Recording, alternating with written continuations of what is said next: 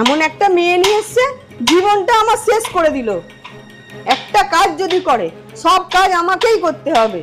দূর বাবা, তো সবসময় তোমাদের এই ঝগড়া না আমার একদম ভালো লাগে না। কি হয়েছে বলো তো? আরে তুমি চিন্তা করছো কেন? মা পুরো বন্ধুদের মতো, কোনো চিন্তার দরকার নেই। ওই তো মা এসে গেছে। দেখো বৌমা, আজ থেকে এই সংসারের সব দায়িত্ব তোমার। যাই হয়ে যাক, এই ঘরটাকে ভাঙতে দিও না। আর বড়দের মুখে মুখে সবসময় উত্তর দেবে না, একটু চুপ থাকবে। ঠিক আছে মা। আর গুরুজনরা যা বলবে তাই করবে, বুঝলে বৌমা? হ্যাঁ মা। আমার লক্ষ্মী বৌমা।